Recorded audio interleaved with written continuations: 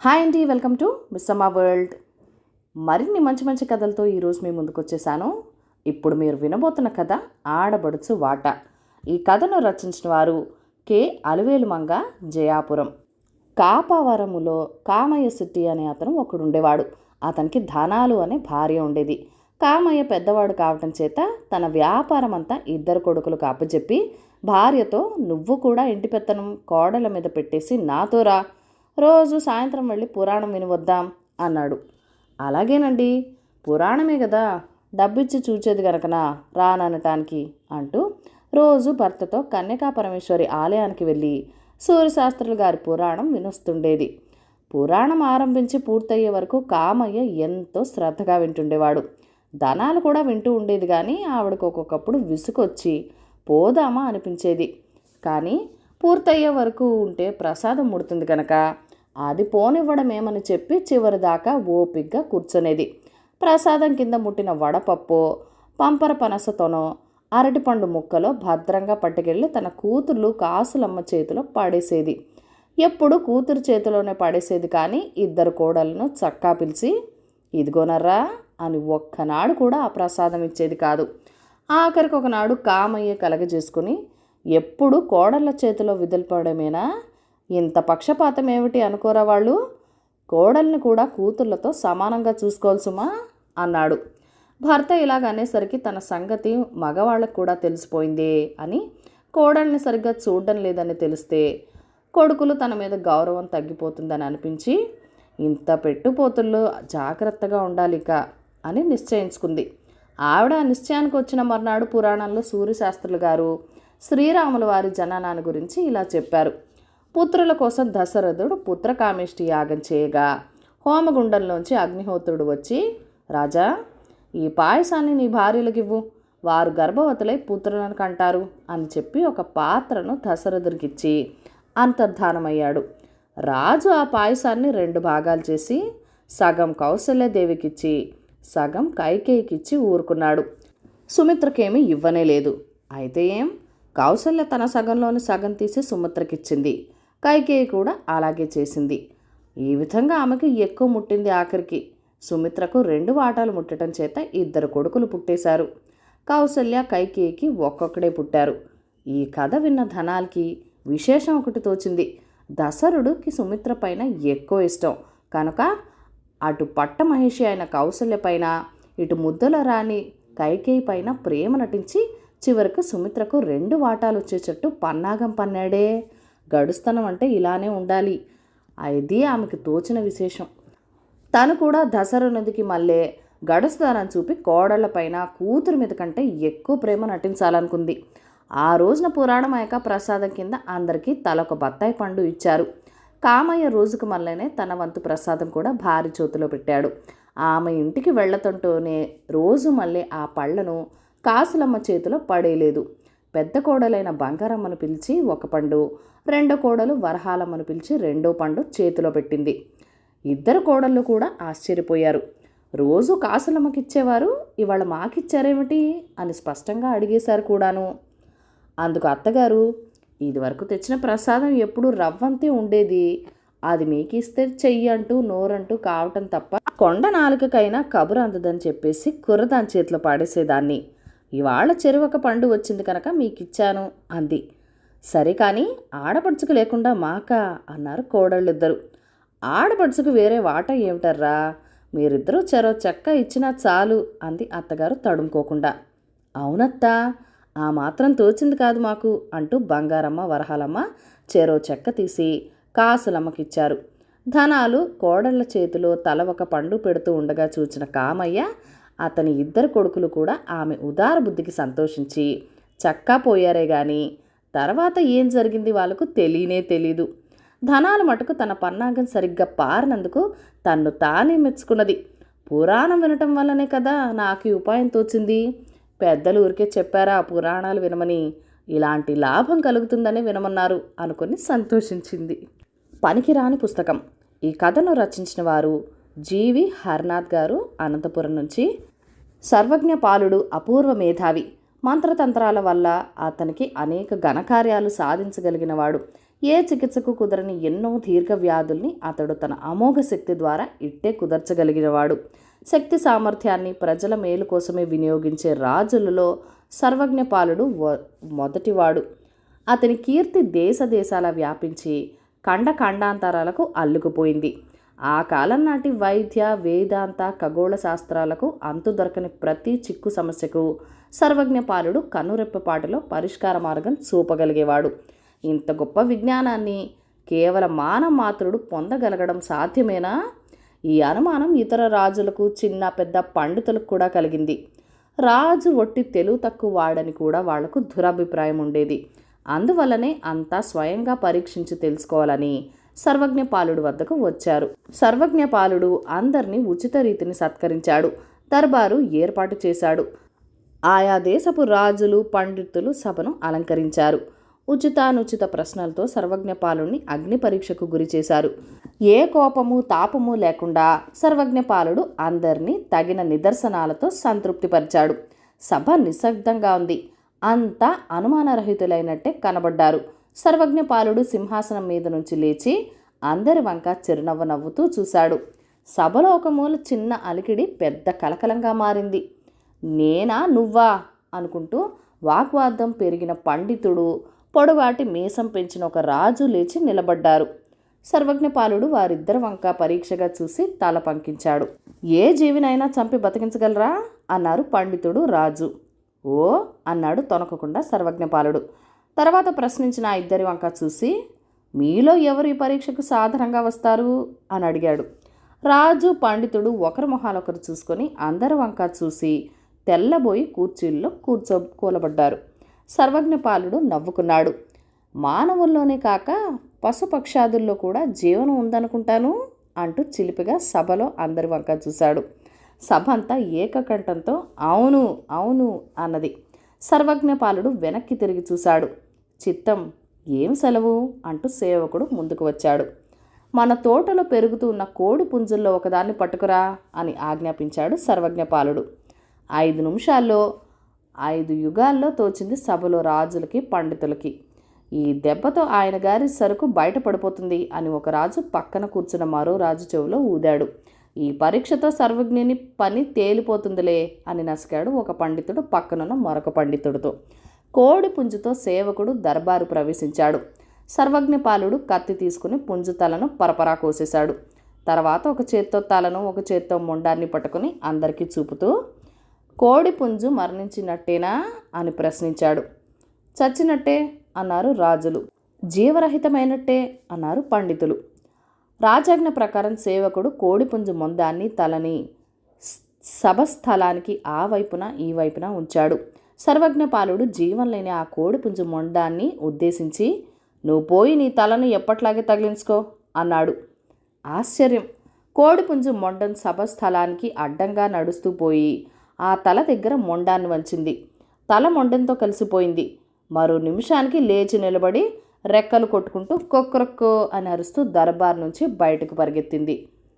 భయ ఆశ్చర్యాలతో సభలోని రాజులు, పండితుడు ఉక్కిరిబిక్కిరైపోయారు.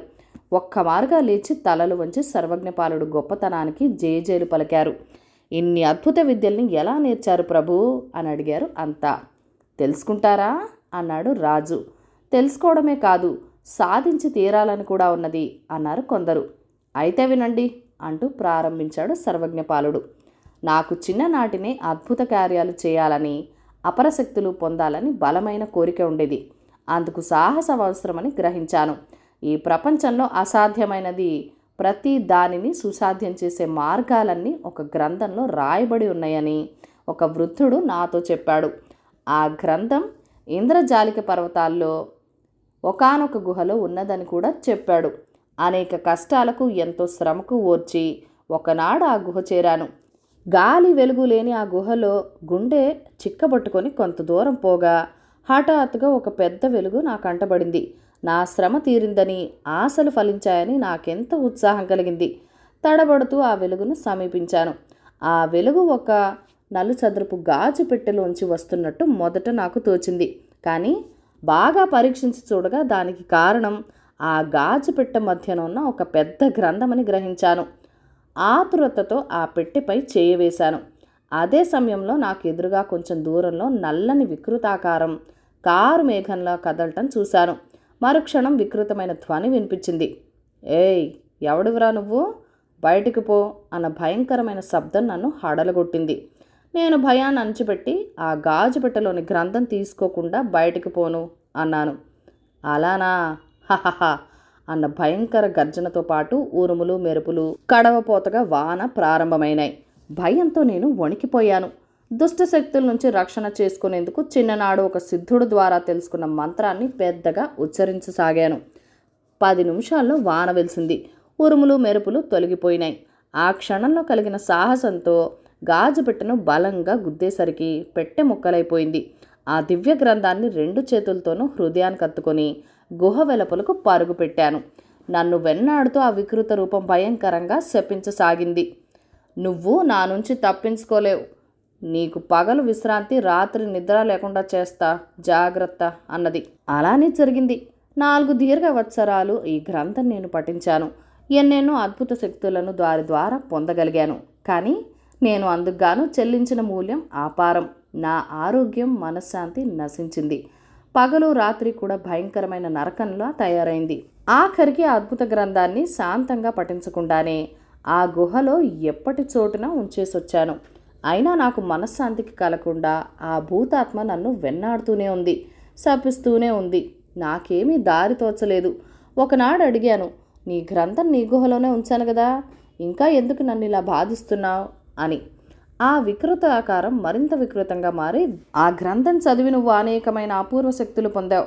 వాటి ద్వారా లోకానికి నీ నుంచి కీడు కలగవచ్చు. పరుల మేలుకే ఆ శక్తిని వినియోగిస్తాను. ప్రమాణపూర్తిగా చెప్తున్నాను, నమ్ము అన్నాను. సరే, ఆ మాట నువ్వు నిలుపుకున్నంత వరకు నీ జోలికి రాను అంటూ ఆ భయంకరమైన రూపం నన్ను వదిలిపోయింది. ఇది కథ. దర్బారంతా గుసగుసలు ఆవరించినాయి. పరుల మేర కోసమని మనం కోరి కీడెందుకు తెచ్చుకోవాలి? మనకు ఆ గ్రంథం అవసరం ఏం లేదనుకున్నారు పండితులు.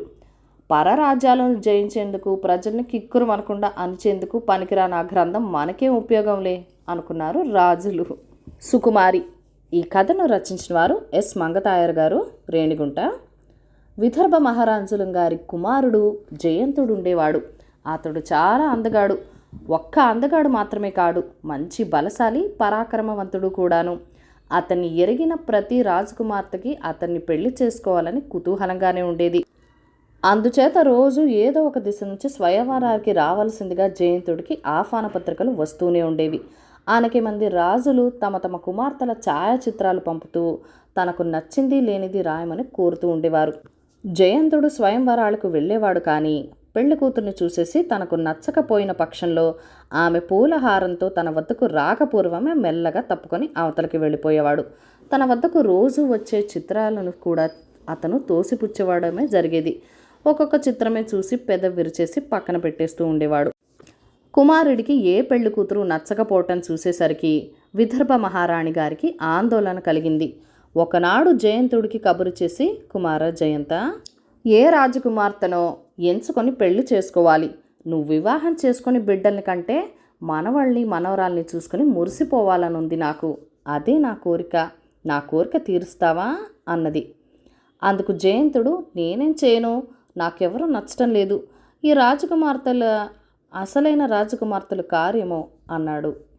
ఆ మాట విని మహారాణి, అసలైన రాజకుమార్తెలంటే ఎలా ఉంటారు నాయనా? నీ ఉద్దేశం ఏమిటో నాకు చెప్తే అలాంటి వాళ్లను ఎలా అయినా వెతికి తెప్పించి పెళ్లి చేస్తాను అని చెప్పింది. జయంతుడు, అసలైన రాజకుమార్తె అంటే అతి సుకుమారి అన్నమాట. నేను చూచిన వాళ్ళంతా మోటువాళ్లే కానీ నాజుకైన వాళ్ళు కాదు అనేశాడు. ఇంతకాలం గడిచాక మహారాణి కాశీయాత్రకని సపరివారంగా బయలుదేరింది. తల్లికి సహాయంగా ఉంటాడని మహారాజు జయంతుని కూడా వెళ్ళమన్నారు. విదర్భ మహారాణి గారు, యువరాజు గారు తమ దేశానికి వేంచేస్తున్నారని తెలిసి కాశీరాణి వారికి స్వాగతమిచ్చి తన అంతఃపురంలో వారికి బస ఏర్పాటు చేసింది. కాశీరాణికి ఒక చక్కని చుక్క లాంటి కుమార్తె ఉన్నది. ఆ బాల చెక్కిళ్ళు గులాబీ రేకుల వల్లే మృదువుగా మనోహరంగా ఉన్నాయి. ఆమె చేతులు కలువ కాడలకు మళ్ళీ మెత్తగా ఉన్నాయి.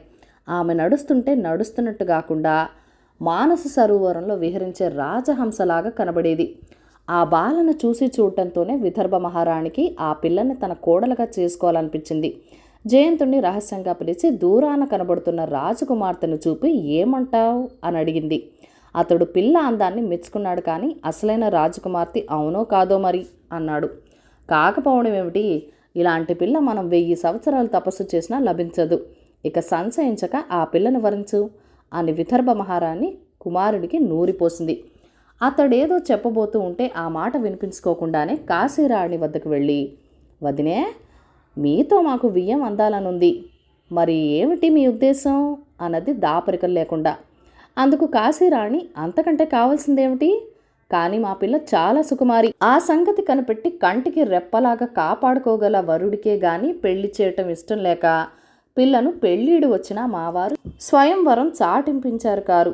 అటువంటి వరుడు ఎక్కడున్నాడో చారుల ద్వారా వాకబు చేయించి అలాంటి అల్లుడు లభిస్తేనే పెళ్లి చేద్దామన్నారు అంది. విదర్భరాణి వెంటనే కుమారుడితో, నాయనా, నీవు ఎటువంటి భార్య కావాలని ఇన్నాళ్ళ నుంచి కోరుకుంటూ ఉన్నావో సరిగ్గా అటువంటి పెళ్లి కూతురు ఇప్పుడు లభించిందో, ఈమె చాలా సుకుమారదట అంది. అప్పుడు జయంతుడు, మాటలకేమమ్మా, అంతా అలాగే చెప్తారు. ఆమె సుకుమారి అవునో కాదు పరీక్ష చేసి కానీ ఒక నిశ్చయానికి రావడానికి వీల్లేదు అన్నాడు. సరే అని రాణి పరీక్ష చేయటం ఎలాగా అని ఆలోచించటం మొదలుపెట్టింది. అంతట్లో సాయంత్రమైంది. 20 మంది పరిచారకులు తలొక పరుపు పట్టుకుని రాజకుమార్తె శయన మందిరం వైపు వెళుతూ కంటపడ్డారు. విదర్భరాణి, ఏమర్రా, ఏకంగా ఇన్ని పరుపులు పట్టుకెడుతున్నారు ఎందుకు అని వాళ్ళని అడిగింది. మా రాజకుమార్తె అతి సుకుమారి, 20 పరుపులు ఒకదానిపైన ఒకటి వేసి పడుకోబెడతాము, లేకపోతే ఆమెకు నిద్ర పట్టదు అన్నారు. విదర్భరాణి ఈ విడ్డూరం ఏమిటో చూడాలని వాళ్ల వెంటే వెళ్ళింది. ఆ పరుపులు తీసుకువెళ్లే పరిచారికల్లో ఒకరితి బఠానీలు నములుతూ నడుస్తోంది. వాటిలో ఒక గింజ జారి కింద పడింది. ఆ గింజను చూసేసరికి విదర్భరాణికి మెరుపు లాంటి ఆలోచన ఒకటి తట్టింది. ఎవరూ చూడకుండా ఆమె దానిని తీసుకుంది. పరిచారికలందరూ పట్టం మంచం మీద ఒకదాని మీద ఒకటి 20 పరుపులు వేసి వెళ్ళిపోయారు. రాణి తాను తెచ్చిన ఆ బఠానీ గింజను అట్టడుగు పరుపు కింద పెట్టి ఏమి ఎరగనట్టు బయటకు చక్కా వచ్చింది. తెల్లవారింది. విదర్భరాణి కాశీ రాజకుమార్తెను చూడటానికని వెళ్ళింది. రాజకుమార్తె రాత్రి నిద్రలేని దానికి వల్లే బద్ధకంగా కనిపించింది. ఏమమ్మా అలా ఉన్నా అని అడిగింది విదర్భరాణి. రాత్రి సరిగ్గా నిద్ర పట్టలేదండి అందా అమ్మాయి. 20 పరుపుల దొంతర మీద పడుకున్నా నిద్ర పట్టలేదా అని మళ్ళీ అడిగింది విదర్భరాణి. ఇంతలో కాశీరాణి ప్రవేశించి, నౌకర్లు ఏ పని సరిగ్గా చేయరు, మంచం మీద బఠానీ గింజ ఉంటే చూసుకోకుండానే పరుపులు వేసి వెళ్ళిపోయారు సోమరి వాళ్ళు. పాపం, దీని మూలాన నా చిట్టు తల్లికి రాత్రి నిద్ర పట్టింది కాదు అంటూ ఆ బఠానీ గింజ తీసి చూపించింది. విదర్భరాణి జయంతుని వద్దకు పరిగెత్తుకు వెళ్ళి సంగతంతా చెప్పేసరికి అతడు ఎగిరి గంతేసి సంబంధం నిశ్చయం చేయమన్నాడు. మర్నాడే మంచి ముహూర్తం ఉండటం వల్ల ఆ సుకుమారికి జయంతునికి అతి వైభవంగా వివాహం జరిగిపోయింది. కథ కంచికి మనం ఇంటికి. ఈ కథను లైక్ చేయండి, షేర్ చేయండి. మన ఛానల్ని ఫస్ట్ టైం చూస్తున్నట్లయితే కనుక ప్లీజ్ సబ్స్క్రైబ్ చేసుకొని మీ సపోర్ట్ ఇవ్వండి. మీ అమూల్యమైన ఫీడ్బ్యాక్ అండ్ సజెషన్స్ నాతో కామెంట్ సెక్షన్లో కూడా షేర్ చేసేయండి. Thank you for watching. Bye bye.